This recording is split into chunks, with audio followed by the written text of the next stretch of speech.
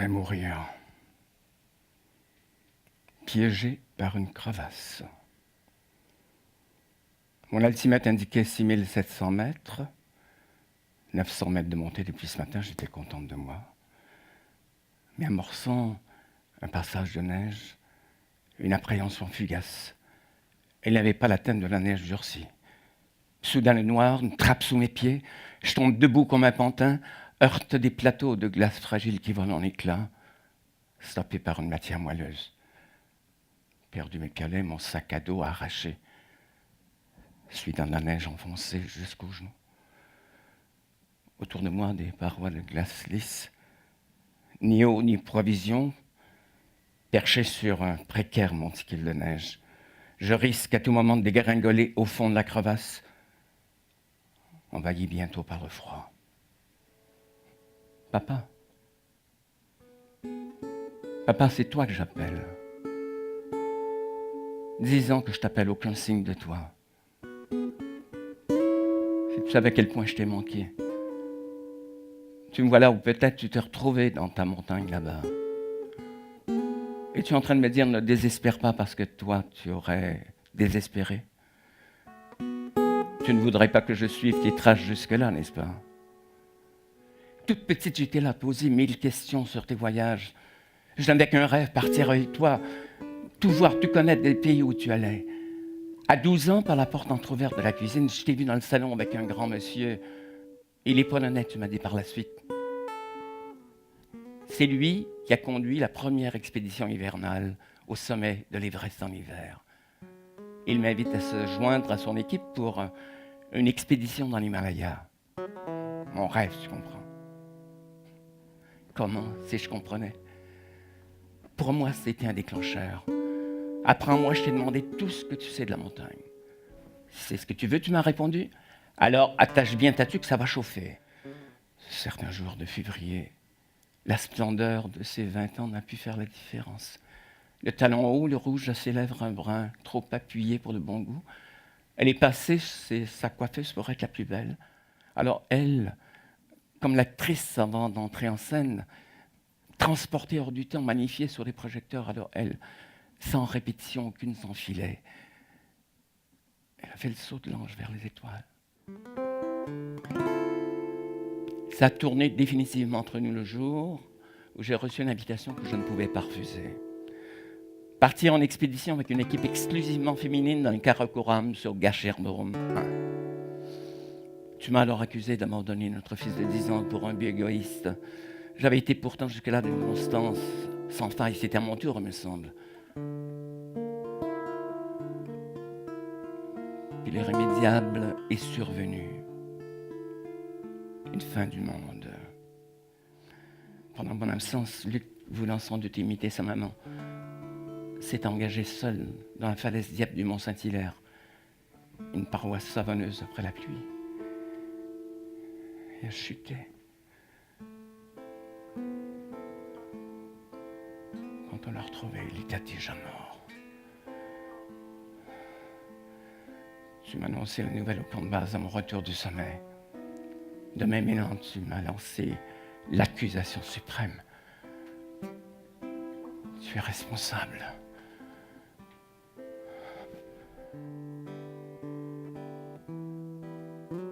Je suis revenu en catastrophe 3 jours plus tard.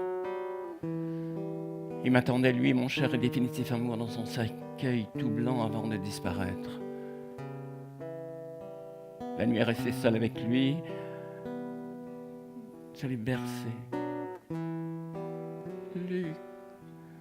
Luc, mon petit, mon amour, je suis là. Ta maman est revenue près de toi.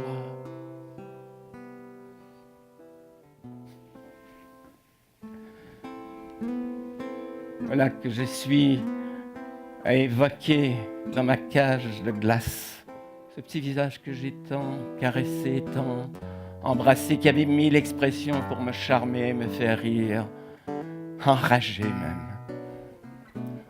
Je rencontre des passages de rocs sur lesquels mes crampons dérapent. Puis, qui cette place à de la neige durcie, puis à de la glace.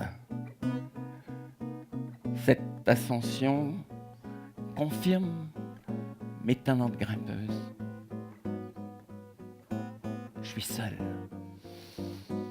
Quel bonheur. Les montagnes, c'est comme les cathédrales, je les aime vides.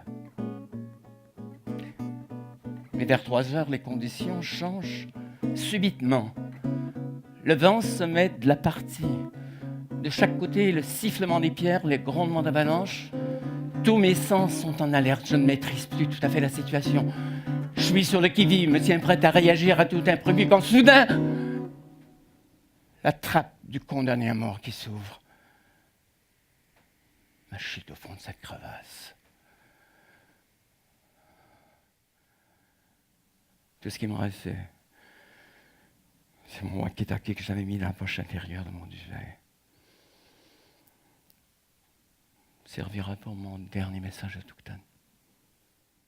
Chantal, you tie this rope to your harness and you will hold it like if you had a nice axe while I pull you up.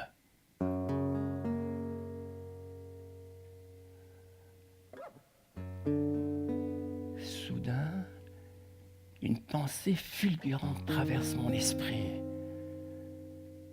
Tuckton, à l'âge qu'aurait eu mon fils, c'est lui à qui mon père a fait appel. C'est lui qui est venu à mon secours. Il s'est introduit dans l'âme de ce jeune Sherpa et les propos d'un professionnel de la montagne. Tout ce que je lui ai appris, j'y arrive pourtant. Se déplaçant au rythme du halage et des pauses de Tuckton. Je me sens hissé, centimètre par centimètre vers le haut de la crevasse. Une manœuvre qui se poursuit pendant 2 heures. Le soleil est le premier à m'accueillir avec sa caresse langoureuse sur mon visage. Ça y est, je reviens entre les morts. Mon sauveur jubile, m'ouvre grand les bras. Oh, Chantal, Chantal, great day, too young to die. Dans cet embrassement, il y a l'ardeur d'un fils et celui d'un amant. Maintenant, mon regard avide s'attarde, porte loin, englobe tout. La face ouest de l'Everest à l'est, la cascade des sommets à l'ouest, le glacier Ngozumpa au sud. Il refait l'ascension depuis la Rimaï jusqu'au piège de la crevasse et s'envole jusqu'au sommet. Ah, que cette montagne qui a failli être mon tombeau est belle. Il est midi, mon altimètre indique 7300 mètres, je suggère une pause. On dépose nos sacs, sort nos bouteilles d'eau, nos tablettes de chocolat. On est sur la crête de chaque côté, un vide abyssal. Je propose qu'on s'encorde. Tuckton refuse. I like mountains and mountains like me. Il vient vers moi. Je lui tends les mains. Il prend mes mains dans les siennes. You are not an ordinary Sherpa, Tuckton. You are not an ordinary woman, Chantal. Alors il sort son appareil photo et avec un grand sourire, en me photographiant, You will be always with me, Chantal. À ce moment, il bourrasque, le surprend des équilibres et le précipite dans le vide. Tuckton! Tuckton! Tuckton! Come back! Come back! Pourquoi? Pourquoi?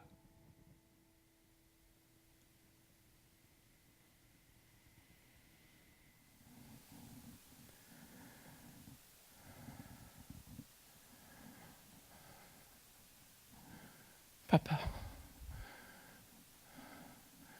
qu'est-ce que j'ai fait pour m'attirer par une catastrophe?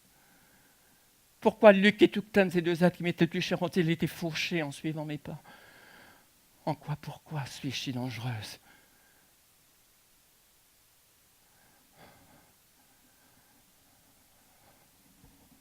dévasté, en colère contre la montagne, contre le vent, contre mon obsession de gravir des montagnes, contre toi, papa, qui m'a amené jusqu'ici, contre ces dieux qu'on a implorés en vain, contre moi-même, traversé par des pulsions contradictoires.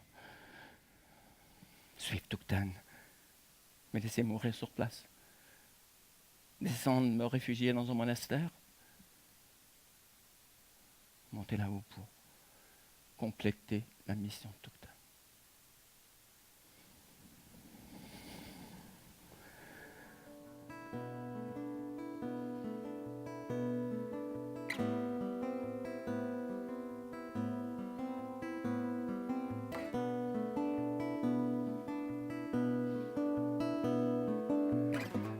Soudain,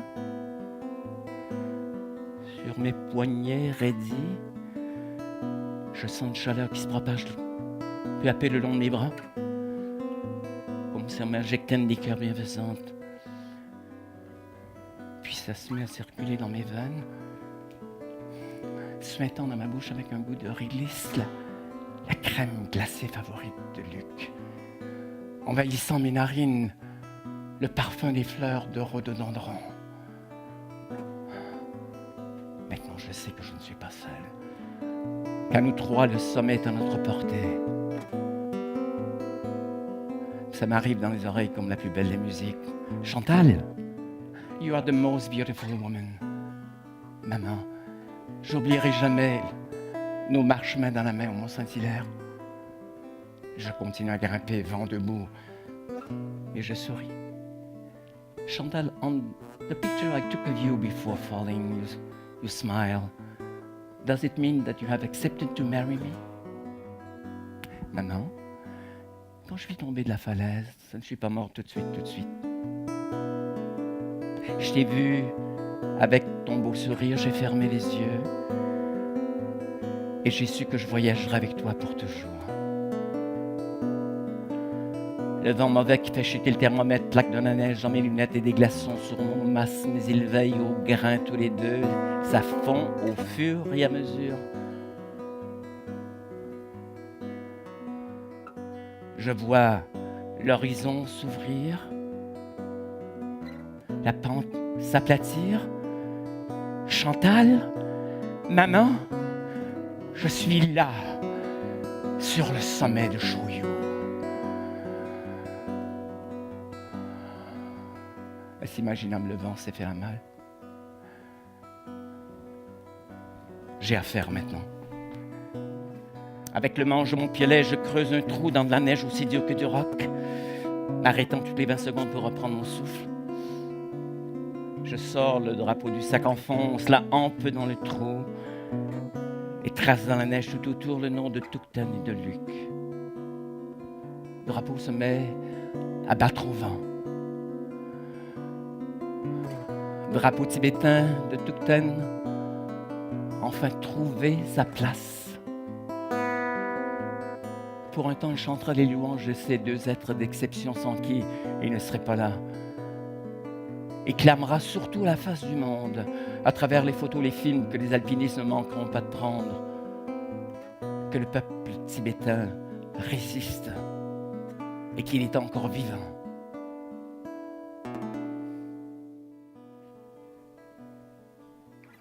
C'est une aube nouvelle.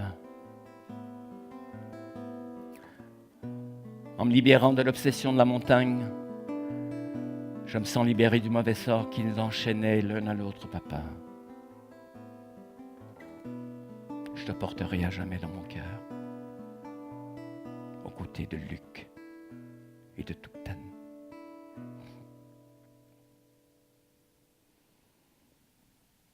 Chantal, en te libérant, tu romps les chaînes qui me retiennent à la paroi du Lhotse. Je peux enfin poursuivre ma migration.